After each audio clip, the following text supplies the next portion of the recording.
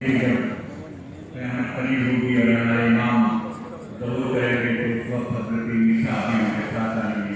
इसलिए हजरत ईसा से हम लोगों का रिश्ता है वो बहुत ही गहरा रिश्ता है। शायद किसी कौम का इतना गहरा रिश्ता होगा जितना ईसाइयों के बाद हम लोगों का उनके साथ है। इंशाअल्लाह जब इमाम का जरूर होगा तो हजरत ईसा भी तशरीफ लाएंगे और दुनिया के जुल्मों के कम का खात्मा होगा। हजरत अब मैं जिन साहब को दावा दे रहा हूँ उनके लिए जानने में करूँ कि इसीलिए है हमें नाज अपने भारत पर बहुत से हिंदू भी शहरा जहाँ इमाम कहते हैं। इसीलिए हमें नाज अपने भारत पर बहुत से हिंदू भी शहरा जहाँ इमाम के हैं। टपक रहे हैं जो आंसू हमारी आंखों से पता चलेगा ये मैशर कितने काम के हैं। मैं नाम संजय गुप्ता दाता बात कर रहा हूँ जो शिवसेना उद्धव ठाकरे ग्रुप के इसको पर्सन है और हमें खुशी मौके पर तस्वीर लाए हैं और अपने तैयार करवा पाएंगे। एक जोरदार नारा का समर्थन कीजिए।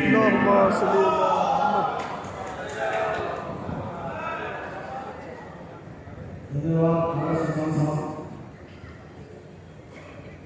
हुसैन फाउंडेशन के संयोजक हमारे सरदार साहब उनके बेटे जिगरिया साहब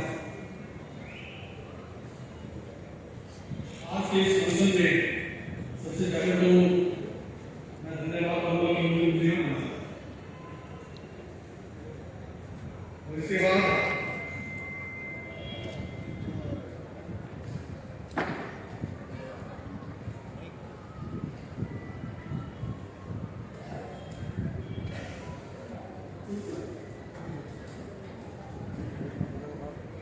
एक शेर कहकर के मैं अपनी बात की शुरुआत करना चाहूंगा कि मिटा सका है भला कौन किसी की हस्ती को। कुछ लोग ऐसे होते हैं जो कभी मरते नहीं। यजीद था, हुसैन है और हमेशा रहेगा।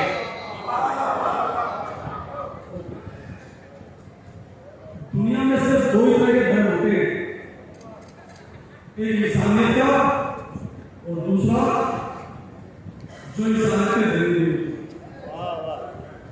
तीसरा कोई धर्म नहीं है। हिंदू मुस्लिम सिख ईसाई हम सब में एक ही बात बोलना है कि हम इंसान हैं। और हुसैन साहब इंसानियत के रास्ते में चलते हुए शहीद हुए थे, ना कि किसी गलत रास्ते में चलते। इसीलिए हुसैन साहब को सभी मानते हैं मगर यजीद को कोई नहीं मानता।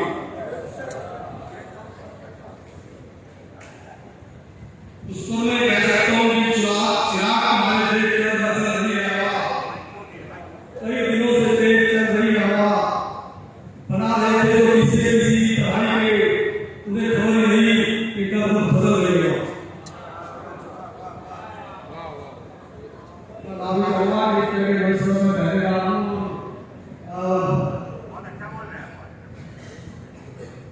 इमाम हुसैन साहब ने कहा तो एक दिन के जिल्लत की जिंदगी से बेहतर इज्जत की मौत है और मुझ जैसा तुझ जैसे की वेट कर नहीं सकता। ये बात आज से 1400 साल पहले कही गई थी मगर आज भी ये बात हर किसी इंसान के दिल में जिंदा है।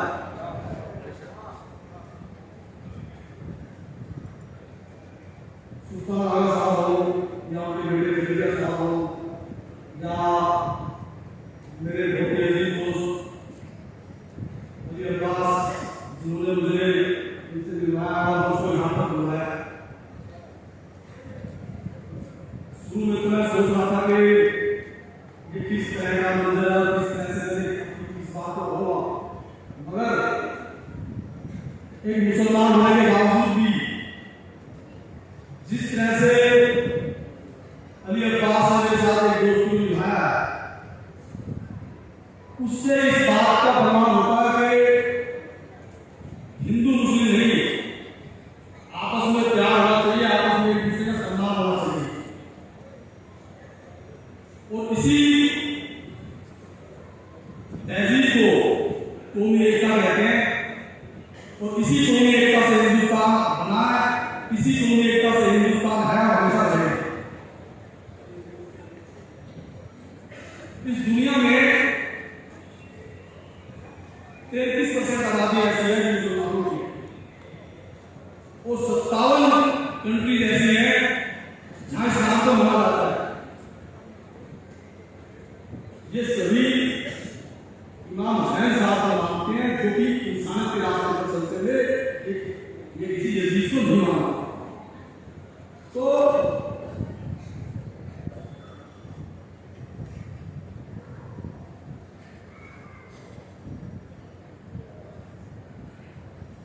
जो इंसानियत के दुश्मन है, हमें उसको मिटाने के लिए एक साथ मिलकर के चलना होगा। चाहे प्रभु श्री राम हो, प्रभु श्री राम की पूजा की जाती है, रावण की नहीं। यीशु मसीह की पूजा की जाती है, उनको मारने वालों की नहीं। इमाम हुसैन साहब की पूजा की जाती है, यजीद की नहीं। एक शेर कहते हैं, मैं आपको बोल रहा हूं, लकड़ी के कटने का किस्सा ना होता, लकड़ी के कटने का किस्सा ना होता अगर लोहे के पीछे लगने का हिस्सा ना होता।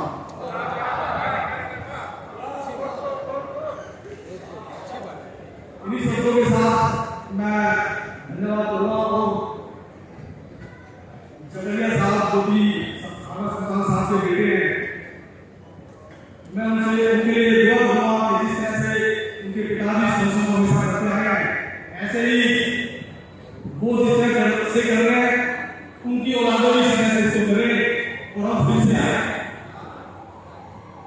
इन्हीं शब्दों के साथ धन्यवाद।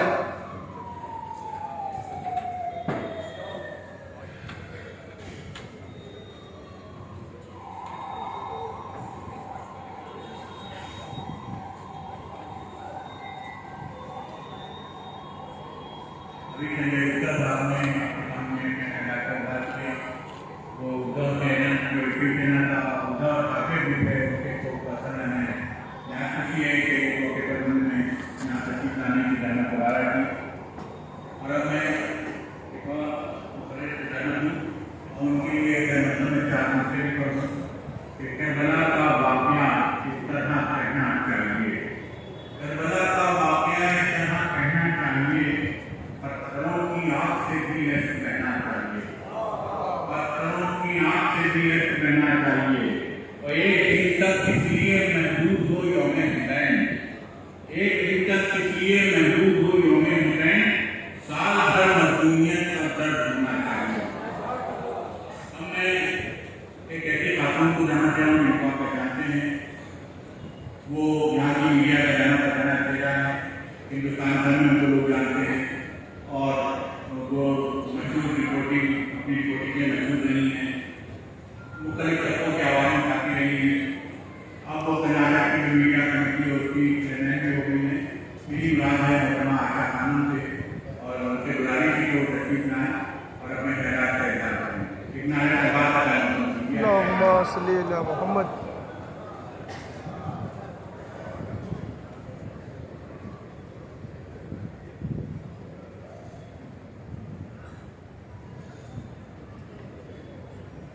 बहुत बहुत शुक्रिया आपका। अस्सलाम वालेकुम। वालेकुम अस्सलाम। इतना खूबसूरत गुलदस्ता लेकर आए हैं आका सुल्तान साहब, पूरे देश से एक एक चुनिंदा फूल यहाँ पर मौजूद है और ये गुलदस्ता वाला है जो हुसैन के नाम की ओर से बहुत ही खूबसूरत यहाँ पर यादें हैं। इसको मुझे आज मौका मिल रहा है, इसके लिए मैं बहुत बेहद शुक्रगुजार हूँ।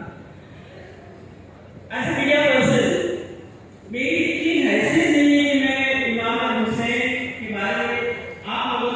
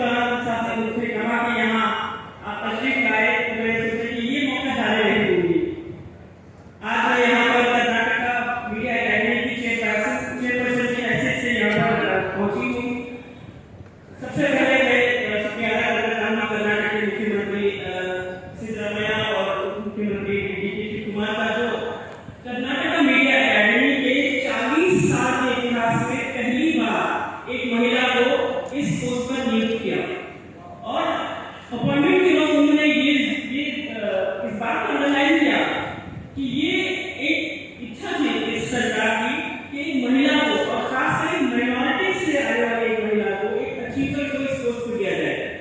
आज मैं अगर यहाँ पर खड़ी हूँ तो उन तमाम महिलाओं की आवाज़, उन तमाम लोगों की आवाज़ के साथ यहाँ पर खड़ी हूँ। लेकिन ये जो आज यहाँ पर खड़े होने का मकसद है वो बिल्कुल अलग है। और आज मैं भी एक हुसैनी की तरह यहाँ पर आप लोगों के सामने दिखाती हूँ। बड़ा अच्छा लगता था जब भी हम विंग चैनल पे प्रोग्राम देखते थे, लाइव इवेंट देखते थे, तो बहुत अच्छा लगता था। घंटों पूरा प्रोग्राम इसको देखते थे और इच्छा होती थी किसी दिन हम भी इसमें पार्टिसिपेट करें। और मुझे इतनी शेर शायरी मुझे नहीं आती, लेकिन मेरा सबसे फेवरेट अल्लामा इकबाल की जो लाइन है, जो पंक्तियां हैं, जरूर टूट गया कोई मर्तबा न मिला, सितम के बाद भी कुछ फांसी में जफा न मिला, सिरे हुसैन मिला है यही को, लेकिन कौन नाम मिला? ये है फिर भी झुका हुआ न मिला, शिकस्त ये है फिर भी झुका हुआ न मिला। कितने फख्र की बात है, कितना दर्द होता है इन पंक्तियों पर, इन लाइन्स को सुनकर जोश आ जाता है। और यहाँ पर आप तमाम यंगस्टर्स, युवाओं को देखिए, बहुत ही एक जोश, एक स्पिरिट अंदर से इत्तेजाज आता है। तो ये जो पंक्तियां हैं, जो लाइन्स हम बात करते हैं, इस पर अगर हम सोचे कि क्या हम आज इमाम हुसैन के बताए गए रास्ते पर चल रहे हैं, क्या हम हर रोज, हमें से कई लोग हैं कि इस बात से शर्मिंदा होंगे कि हम इस रास्ते से भटक गए थे। इस बात को लेकर हमें इस बात का नॉलेज करना जरूरी है कि हम इस हुसैन के रास्ते से कहीं ना कहीं भटके हुए। यहाँ पर मौजूद तमाम जो युवा शक्ति है, जो यंगस्टर्स है, आप सब ने अब एक एक इंडिविजुअल यहाँ पर इमाम हुसैन के बने हुए, इमाम हुसैन को एक हीरो की तरह पूरी कम्युनिटी के सामने रख सकता है। लेकिन हम में से कितने लोग ये करते हैं, कितने लोग इस पैगाम को हम पीछे छोड़ गए हैं। ये हमारे लिए बहुत ही शर्मिंदा करने वाली बात है। अक्सर दोस्तों हमारी गलती ये है कि हम हमारे इस्लाम की कुछ अच्छाइयाँ हैं, उन्हें लोगों के सामने बयान करने से कतराते हैं। जिन तरह जैसे शख्स जो मुझसे बेहतर, मुझसे ज्यादा जानते हैं इस्लाम को, आज मैंने इनकी बातें सुनकर मुझे इनके लिए स्टैंडिंग ओवेशन देने की बात नहीं करनी। अक्सर मुझे मैसेज आते थे मुहर्रम के दिन, हैप्पी मुहर्रम। हैप्पी मुहर्रम का मतलब क्या है? मतलब अपने दोस्त को विश करते हैं कि हैप्पी मुहर्रम। ये इसलिए एक दोस्त है, मतलब ये अपनी दुश्मनी से नहीं कह रहे हैं मुझसे, इन्हें पता नहीं मुहर्रम का मतलब क्या है, ये बताइए। मुहर्रम की शहादत के बारे में इन्हें नहीं पता है, मुहर्रम के दिन क्या करते हैं ये नहीं पता है, तो हैप्पी मुहर्रम क्यों कहते हैं? तो पहले कुछ समय तक मैं हैप्पी मुहर्रम का मैसेज देख के इग्नोर करती रही, लेकिन बाद में धीरे धीरे ये समझ में आने लगा कि मेरे दोस्तों को इस मकसद दिन के बारे में नहीं पता है। ये हैप्पी मुहर्रम कहते हैं, it's a day of mourning for us, it's a day where we remember Imam Hussain की जो शहादत है, इसको हैप्पी मुहर्रम कहते हैं। तो तब से मैंने सोचा कि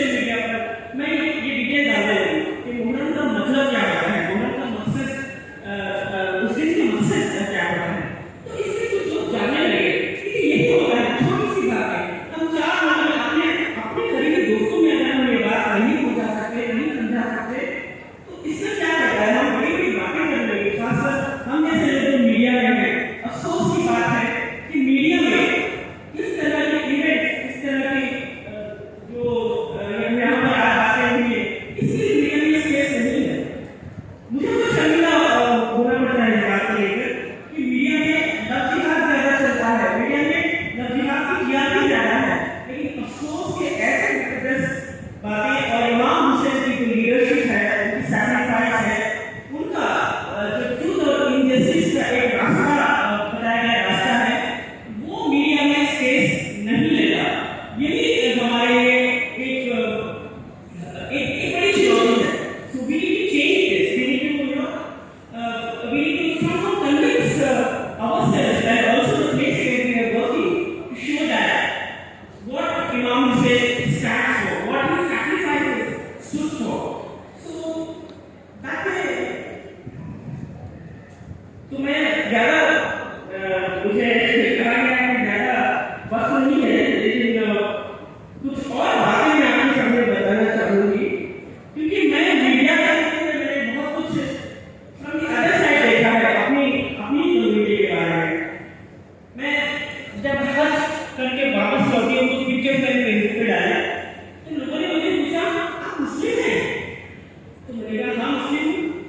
तो शिया सुनी, मैंने कहा मैं मुस्लिम हूँ बस, मतलब लगते ही नहीं आपके नाम से नहीं लगते, क्योंकि ऐसा बहुत कॉमन है। तो मैंने कहा ये कॉम्प्लीमेंट है या सरकाज़म है? मेरे लिए बेइज्जती कर रहे हो आप या फिर मुझे कॉम्प्लीमेंट दे रहे हो? ये इसलिए पूछा उन्होंने कि उनके नजरिए में, उनकी नजर में मुस्लिम इज ए स्टीरियोटाइप। मुस्लिम होते बस लाचार, कुछ हद तक पिछले पंद्रह शिकार, कुछ हद तक दहशतगर्द, एक स्टीरियोटाइप इमेज बना हुआ है मीडिया में।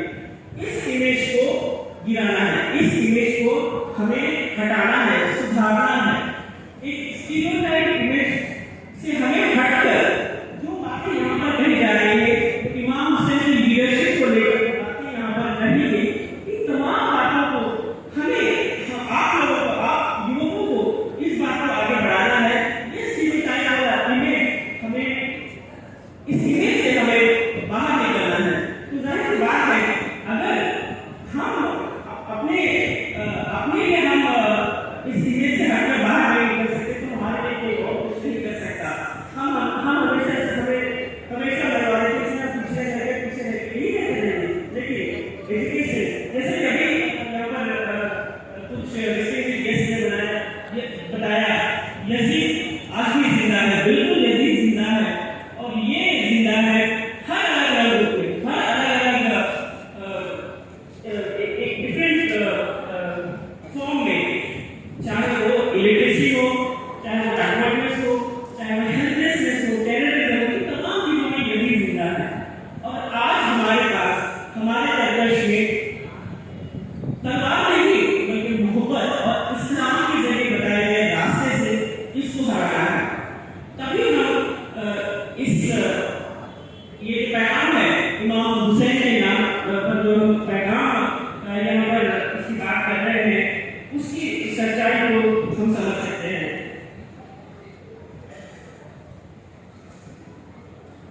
दोस्तों यहाँ पर अभी बैठे स्टेज पर हमने फिरोज खान इनका नाम है, बहुत ही बेहतरीन कैरेक्टर निभाया है इन्होंने महाभारत में। महाभारत क्या है? महाभारत एक होली वॉर थी, और हमें से सब लोग महाभारत के बारे में सब कुछ जानते हैं। कौन किसका चाचा था, कौन किसका भतीजा था, कौन शकुनी मामा था, सब कुछ जानते हैं।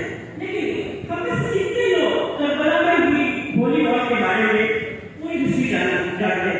मैं समझ सकती हूँ कि यहाँ मौजूद कई लोगों को इस बारे में, इस बात का पूरा अंदाजा होगा, लेकिन आजकल के युवकों में, आजकल के युवा जनरेशन में कितने लोग कह सकते हैं मैं खुद नहीं जानती इसकी पूरी हिस्ट्री? मुझे मोहन में जो बताया गया है, जो बताया जाता है, कितनी हिस्ट्री मालूम है।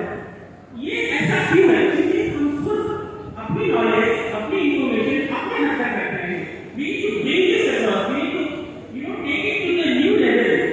टेक्नोलॉजी है हमारे हाथ में, इस टेक्नोलॉजी के जरिए हम दूर दूर तक इस मैसेज को पहुंचा सकते हैं, इस मैसेज को फैला सकते हैं। और ये technology, even if you play 10 messages of इमाम हुसैन, 10 मैसेजेस उनकी शहादत के बारे में अपनी रील में बनाकर बच्चों तक पहुंचाएं, जाहिर सी बात है ये संदेश, ये मैसेज जो है मीडिया के जरिए और लोगों तक पहुंच सकता है।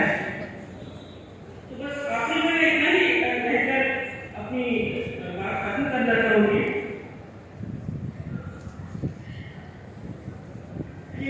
इमाम हुसैन की विरासत ने हमें क्या सिखाया है, क्या सीख देती है। अत्याचार के खिलाफ खड़े रहने के लिए भले ही उसका मतलब अकेले खड़े रहना हो, सत्य और अखंडता को व्यक्तिगत लाभ या सुविधा से ऊपर रखना, एक ऐसी दुनिया के लिए प्रयास करना जहां न्याय और सच्चाई की जीत हो। तो आइए इमाम हुसैन के साहस और उनके संकल्प से प्रेरणा लें, उनकी शहादत को इंसानियत की जीत के लिए प्रेरित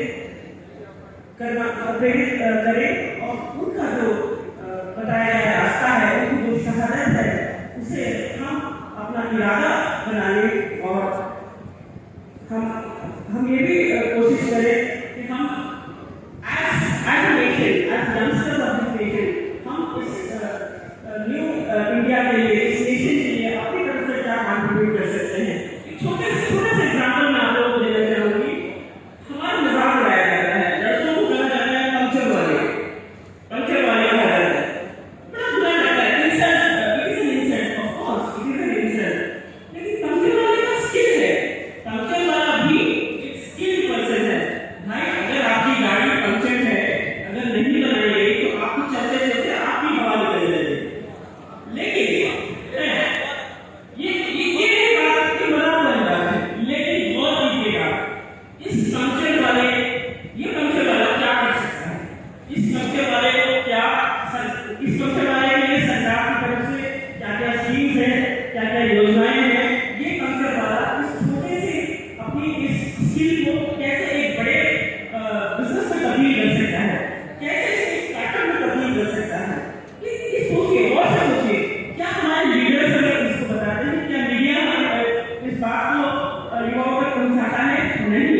तो कहीं ना कहीं जरूर ये बहुत जरूरी है कि हम इन तमाम चीजों पर गौर करें और हम जो एक ताकत है हमारी, जो एक सच्चाई की ताकत है इस्लाम की दुनिया में, इस ताकत पर गौर करें और हम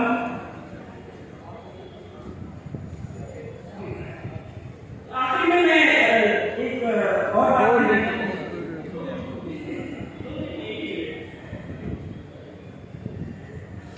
बहुत अच्छा लगता है इमाम हुसैन के नाम पर लिखे गए शेर और उनके बारे में जो पंक्तियां लिखी गई है, उन्हें कहने का मुझे मौका नहीं मिलता, लेकिन एक आखिरी मौका दीजिए, खत्म करूंगी अपनी बात को। मिलेगी जन्नत, पिएगा कौशल, उसी को मंजिल में चैन होगा, नबी मोहब्बत करेंगे उससे कि जिसके दिल में हुसैन होगा, हुसैन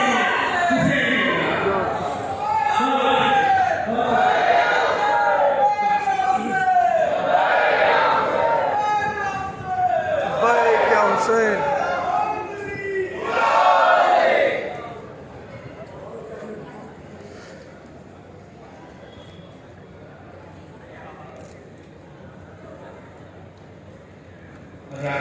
अभी आपने ऐसा कानून को सुना, अगर इस बार की पार्लियामेंट में